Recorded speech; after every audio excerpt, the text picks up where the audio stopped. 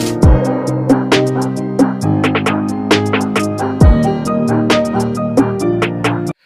नमस्कार, मैं अतुल ठाकुर एक बार फिर से आपका अपने चैनल में हार्दिक स्वागत करता हूं।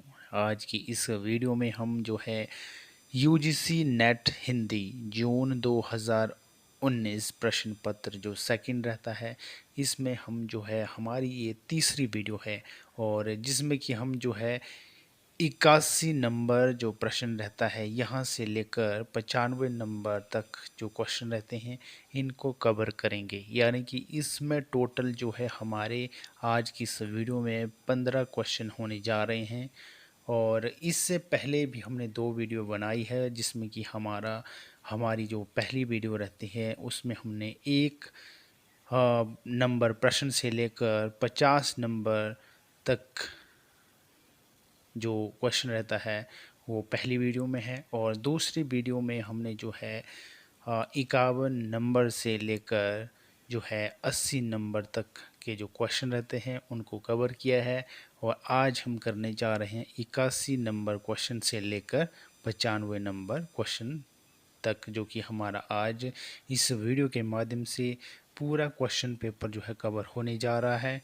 और जो कि आज की इस वीडियो में हम जो है 15 क्वेश्चन को कवर करने जा रहे हैं। यह जो है question paper LT Hindi, PGT Hindi, Hindi net set, etc exam के लिहाज से मोस्ट इम्पोर्टेंट होने जा रहा है। तो चलिए शुरू करते हैं वीडियो को। आज की इस वीडियो में जो है पहला प्रश्न रहता है, स्क्रीन पर आप देख सकते हैं 81 नंबर का जो प्रश्न है। जन्म काल के अनुसार निम्नलिखित रचनाओं का सही अनुक्रम क्या है? विकल्प आपके सामने दिए गए हैं। जायसी, सूरदास, तुलसी, रहीम, सूरदास, तुलसी, जायसी, रहीम, सूरदास, जायसी, तुलसी, रहीम, या फिर जायसी, तुलसी, रहीम, सूरदास। क्या होगा सही उत्तर?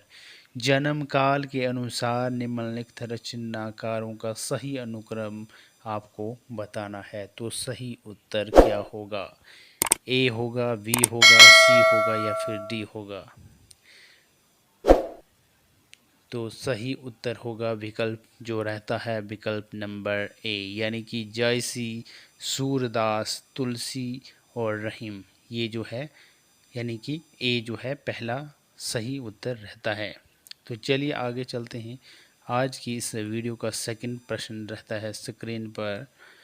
निम्नलिखित काव्य पंक्तियों को उनके रचनाकारों से सुमेलित कीजिए। सुमेलित करना है इस जो है प्रश्न को, यानी कि सूची 1 को सूची 2 के साथ जो है हमने मैच करना है सही उत्तर।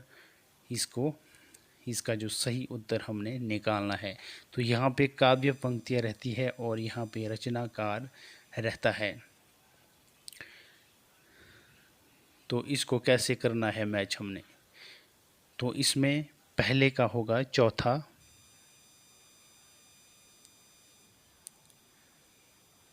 दूसरे का होगा तीसरा, तीसरे का होगा दूसरा और चौथे का जो रहता है पहला। यानी कि इस तरह से इसका आंसर होगा। यानी कि मैं बकता नहीं हूँ कविताएं, इजाद करता हूँ गाली। इसका रहेगा रघुवीर सहाय जी का ये रहता है। यानी कि रचनाकार इसके रघुवीर सहाय जी हैं और पंक्ति है यह जो है, मैं बकता नहीं हूँ कविताएं, इजाद करता हूँ गाली। और दूसरी जो पंक्ति है, इस वक्त जबकि कान नहीं सुनते हैं कविताएं, कविता पेट से सुनी जाती है। इसके जो रचनाकार रहते हैं सर्वेश्वर दयाल सक्सेना। और तीसरी पंक्ति है, आज फिर शुरू हुआ जीवन, आज मैंने एक छोटी सी सरल सी कविता पढ़ी। इसके जो रचनाकार रहते हैं श्रीकांत वर्मा जी।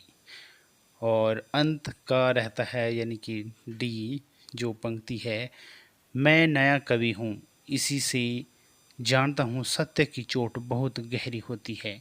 तो यह जो है पंक्ति है धूमेल जी की। तो इस तरह से ये जो है उत्तर निकल कर आते हैं। तो चलिए आगे चलते हैं अगले प्रश्न की ओर, जो कि रहता है 83 नंबर यानी 83। हिंसा नल से शांत नहीं होता हिंसा नल, हिंसा नल से शांत नहीं होता हिंसा नल। उपर्युक्त ध्येय वाक्य का संबंध किस काव्य रचना से है? कुरुक्षेत्र से, जयद्रथ वध से, उन्मुक्त से, अशोक की चिंता से। क्या होगा सही उत्तर? तो सही उत्तर होगा इसमें अशोक की चिंता। ये सही उत्तर निकल कर आता है, यानी कि डी इसका सही उत्तर है। अगला प्रश्न है प्रश्न नंबर 84। तोरी मानिनी ते हियो होरी मोहिनी मान, प्रेमदेव की छवि ही लखी भय मियाँ रसखान। आचार्य रामचंद्र शुक्ल के अनुसार उपर्युक्त दोहे से प्रमाणित होता है कि रसखान किसी स्त्री पर आसक्त थे। स्त्री मानवती थी और रसखान का अनादर करती थी। रसखान स्वयं को प्रेम का मानदंड मानते थे। रसखान को भास हुआ कि जिस पर गोपियाँ मरती है उसी पर ध्यान लगाया जाए, या फिर रसखान मोहिनी का मान मर्दन करना चाहते थे। निम्नलिखित विकल्पों में से सही उत्तर चुनिए। क्या होगा? ए होगा, बी होगा, सी होगा या फिर डी होगा? क्या होगा सही उत्तर? तो सही उत्तर रहेगा इसका विकल्प जो रहता है ए। इसमें कौन कौन से उत्तर रहते हैं? एक तो रहता है हमारा ए, रसखान किसी स्त्री पर आसक्त थे। दूसरा जो रहता है इसमें बी, स्त्री मानवती थी और रसखान का अनादर करती थी। एक ये हो जाएगा इसका। और तीसरा रहेगा इसमें रसखान स्वयं को प्रेम का मानदंड मानते थे। ये तीनों जो है इसमें इसके उत्तर में आएंगे, यानी कि ए सही उत्तर रहेगा। चलिए चलते हैं अगले प्रश्न की ओर, जो कि रहता है 85 नंबर। जन्मना कवि प्रकृत्या घुमक्कड़ और विचारत मूलतः मार्क्सवादी कविता के लिए कोई भी विषय होते थे। घुमक्कड़ ऐसे कि कभी यहाँ कभी वहाँ, मूलतः मार्क्सवादी, किंतु वे उसके बाहर भी झांक लेते हैं। बच्चन सिंह का उपर्युक्त कथन किस कवि के विषय में है? मुक्तिबोध के विषय में, केदारनाथ अग्रवाल के विषय में, त्रिलोचन के विषय में, या फिर नागार्जुन के विषय में? किसके विषय में था? सही उत्तर क्या होगा? तो सही उत्तर रहेगा इसमें नागार्जुन। नागार्जुन के विषय में यह जो है रहता है। चलिए चलते हैं अगले प्रश्न की ओर, जो कि रहता है विलक्षण बात यह है कि आधुनिक गद्य साहित्य की परंपरा का प्रवर्तन नाटक से हुआ। उपर्युक्त कथन किस इतिहासकार का है? हजारी प्रसाद द्विवेदी का, रामचंद्र शुक्ल का, बच्चन सिंह का, या फिर राम स्वरूप चतुर्वेदी का? क्या होगा सही उत्तर? तो सही उत्तर रहेगा इसमें रामचंद्र शुक्ल जी का यह जो है कथन रहता है। चलिए चलते हैं अगले प्रश्न की ओर। 87 नंबर प्रश्न है, गांधीवाद के संदर्भ में निम्नलिखित में से कौन सा कथन सही नहीं है? इसके पीछे मार्क्सवाद के समान व्यवस्थित शास्त्रीय अध्ययन नहीं है। इसका आधार तर्क नहीं सहानुभूति है। इसमें विचार स्वातंत्रता का अभाव है, या फिर इसके विचारों का स्रोत दैनिक साधना है? क्या होगा सही उत्तर? इस प्रश्न में हमने जो है कथन सही नहीं है को ढूंढना है। गांधीवाद के संदर्भ में जो कथन सही नहीं है वह कौन नहीं है? क्या होगा सही उत्तर 87 नंबर प्रश्न का? इसका सही उत्तर होगा इसमें विचार स्वतंत्रता का अभाव है, ये इसका सही उत्तर होगा, यानी कि सी इज करेक्ट आंसर। चलिए चलते हैं अगले प्रश्न की ओर। हजारी प्रसाद द्विवेदी के निम्नलिखित उपन्यासों को कथा स्रोत की दृष्टि से उनके समय से सुमेलित कीजिए। यह सुमेलित करने वाला प्रश्न है और इसमें हमने सूची 1 को सूची 2 के साथ जो है सुमेलित करना है। यहाँ उपन्यास दिए गए हैं और यहाँ समय है। उपन्यास को समय के साथ जो है मैच करना है, यानी कि सही समय क्या है उपन्यास का। 88 नंबर जो हमारा प्रश्न रहता है, इसमें पहले का होगा सेकंड, दूसरे का होगा चौथा,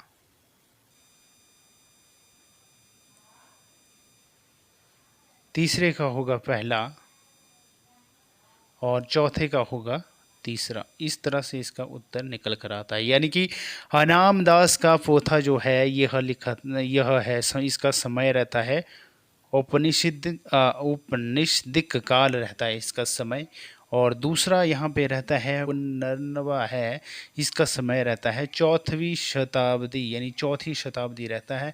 और तीसरा जो रहता है बाण भट्ट की आत्मकथा, इसका समय रहता है 6ठी शताब्दी, यानी 6ठी 7वीं शताब्दी इसका जो समय रहता है। और चारू चंद्रलेख का समय रहता है 12वीं 13वीं शताब्दी। तो ये हमारा जो है यहाँ पे आंसर निकल कर आता है और इस तरह से इसका जो है उत्तर होगा। चलिए आगे चलते हैं अगले प्रश्न की ओर, जो कि रहता है 89 नंबर प्रश्न। निम्नलिखित में से कौन सी रचनाएं पुष्पदंत द्वारा रचित नहीं है? आदि पुराण, योगसार, जसहर चर्यु या फिर उत्तर पुराण। नीचे दिए गए विकल्पों में से सही उत्तर चुनिए। सही उत्तर क्या होगा? तो सही उत्तर रहेगा इसमें जो विकल्प रहता है बी, यानी बी और सी जो है इसमें सही उत्तर है, यानी कि योगसार और जसहर चर्यु जो है इसका सही उत्तर रहता है, यानी बी इज करेक्ट आंसर। चलिए आगे चलते हैं। अगला प्रश्न रहता है, निर्देश प्रश्न में 2 कथन दिए गए हैं, इनमें से एक स्थापना ए है और दूसरा तर्क आर है। दिए गए विकल्पों में से सही विकल्प चुनिए। सही विकल्प चुनना है।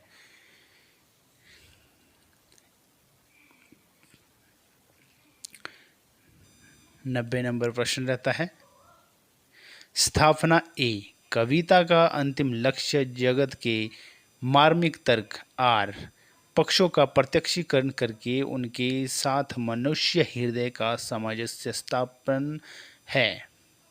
केवल मनोरंजन करना कविता का उद्देश्य नहीं है। तो क्या होगा इसका जो है सही उत्तर? ए होगा, बी होगा, सी होगा या फिर डी होगा?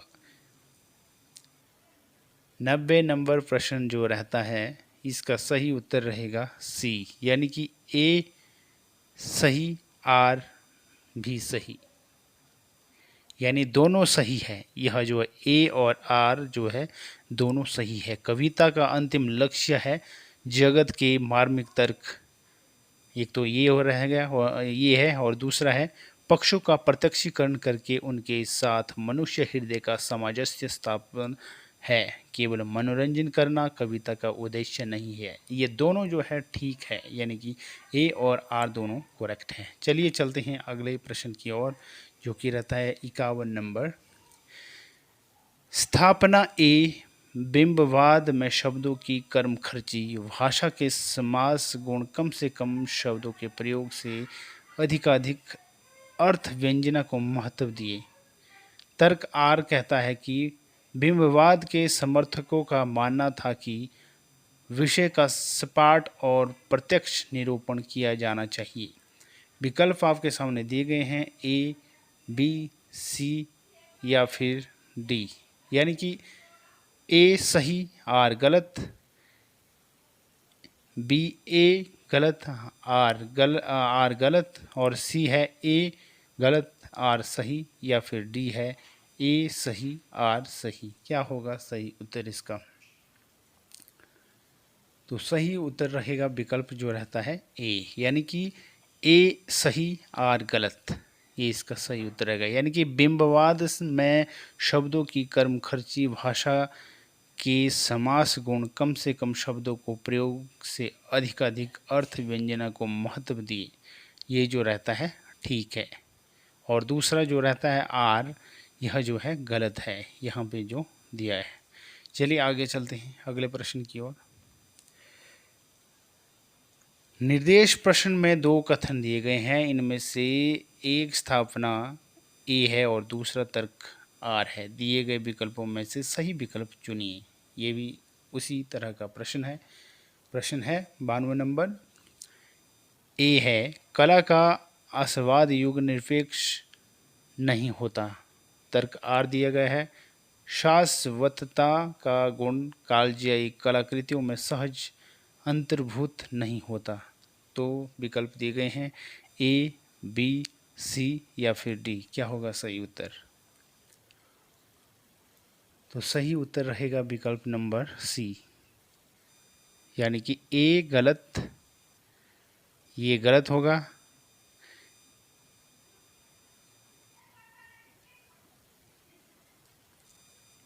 और आर यहाँ पे जो है सही होगा, यानी कि ए जो है यहाँ पे दिया गया है ये गलत है। कला का आस्वाद युग निरपेक्ष नहीं होता, ये गलत है। और आर सही है। शाश्वतता का गुण कालजयी कलाकृतियों में सहज अंतर्भूत नहीं होता, ये जो है सही है, यानी कि सी इज करेक्ट आंसर। आगे चलते हैं, एक और फिर से उसी तरह का प्रश्न आया हुआ है। स्थापना ए 19वीं शताब्दी का नवजागरण भक्तिकालीन लोक जागरण से भिन्न इस बात में है कि वह उपनिवेशवादी दौर की उपज है। तर्क आर दिया गया है कि उनकी ऐतिहासिक अंतर्वस्तु एक समान है। तो सही उत्तर क्या होगा? ए होगा, बी होगा, सी होगा या फिर डी होगा? तो सही उत्तर रहेगा विकल्प नंबर सी। इसमें भी सी ही विकल्प सही रहेगा, यानी कि ए सही आर सही, यानी दोनों सही है। ए भी सही है, यानी कि 19वीं शताब्दी का नवजागरण भक्तिकालीन लोक जागरण से भिन्न इस बात में है कि वह उपनिवेशवादी दौर की उपज है। और आर तर्क दिया गया है कि उनकी ऐतिहासिक अंतर्वस्तु एक समान है। ये दोनों जो है ठीक है। आगे चलते हैं, अगला प्रश्न रहता है उसी प्रकार का है, सेम जो है तर्क वाला प्रश्न दिए गए ए और आर वाला। इसमें है 94 नंबर प्रश्न है। आज की इस वीडियो का जो है सेकंड लास्ट प्रश्न रहता है। प्रश्न है स्थापना ए क्या कहता है? यूरोपीय साहित्य मीमांसा में कल्पना को बहुत प्रधानता दी गई है। तर्क आर कहता है कि कल्पना काव्य का अनिवार्य साध्य है। इसका सही उत्तर क्या होगा? ए, बी, सी या फिर डी? तो सही उत्तर रहेगा इसमें सी, यानी कि ए सही आर गलत। ए सही, यानी कि यूरोपीय साहित्य मीमांसा में कल्पना को बहुत प्रधानता दी गई है, ये ठीक होगा। और आर जो है यहाँ पे गलत होगा, कल्पना काव्य का अनिवार्य साध्य है, ये गलत है। तो आगे चलते हैं, आज की इस वीडियो का लास्ट प्रश्न रहता है स्थापना वाला। एक कविता स्थापना ए क्या कहती है इसमें? कविता केवल वस्तुओं के ही रंग रूप में सौंदर्य की छटा नहीं दिखाती, प्रत्युत कर्म और मनोवृत्ति के सौंदर्य के भी अत्यंत मार्मिक दृश्य सामने लाती है। आर तर्क क्या कहता है?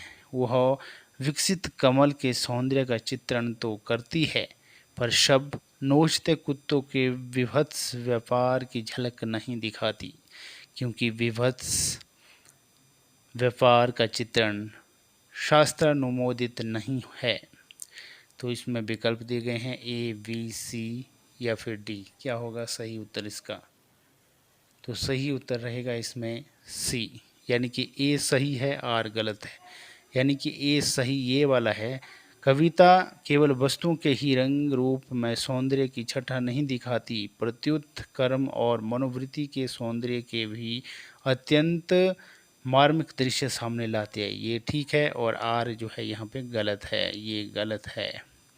तो ये हमारा आज की इस वीडियो में जो है हमारा 2019 जून में यूजीसी नेट में जो क्वेश्चन पेपर आया हुआ था वह जो है कवर हो चुका है। और आज की इस वीडियो में हमने जो है 15 क्वेश्चनों को कवर किया, जो कि 81 से लेकर 95 तक जो रहते थे। टोटल हमारे 15 क्वेश्चन यहाँ पे कवर हो चुके हैं। और इस तरह से आज हमने यूजीसी नेट हिंदी को पूरी तरह से कंप्लीट कर दिया है 2019 के प्रश्न पत्र को। तो आज की यह वीडियो बस यहीं तक थी। अब मिलेंगे हम नेक्स्ट वीडियो में एक नए टॉपिक के साथ। तब तक के लिए नमस्कार।